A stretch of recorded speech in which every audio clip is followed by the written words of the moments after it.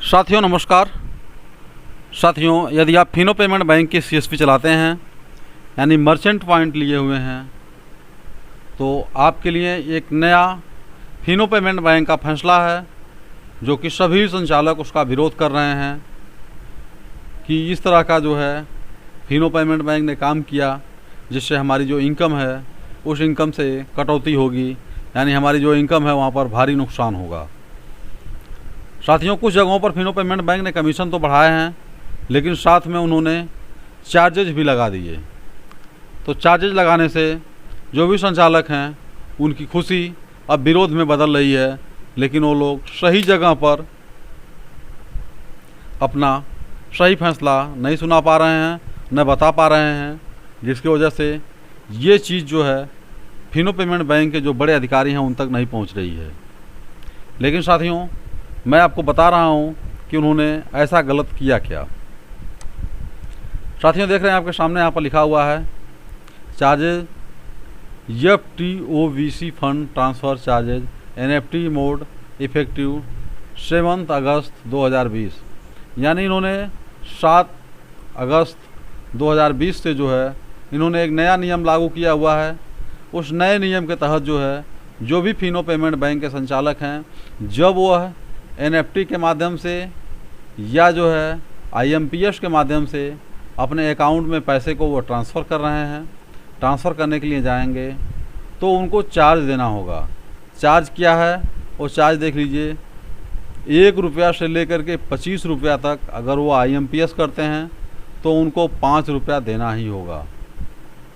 और वहीं अगर नेफ्ट करते हैं तो 1 रुपया बच जाएगा जिसमें आपको 4 रुपया देना होगा।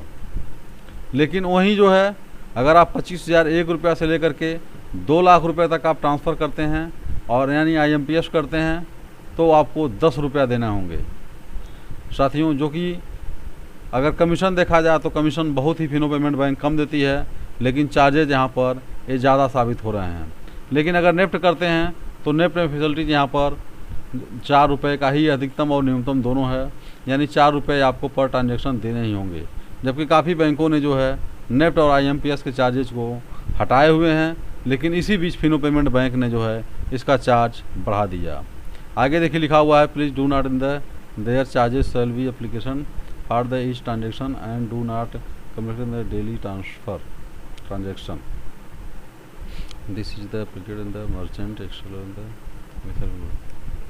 तो साथियों, कुल मिला जुला करके जो भी फिनो पेमेंट बैंक के संचालक हैं, सीएसपी धारक हैं, इस चीज़ को समझ लें, उसके बाद ही अपना वो काम करें, नहीं तो आपका एक लंबा नुकसान हो सकता है।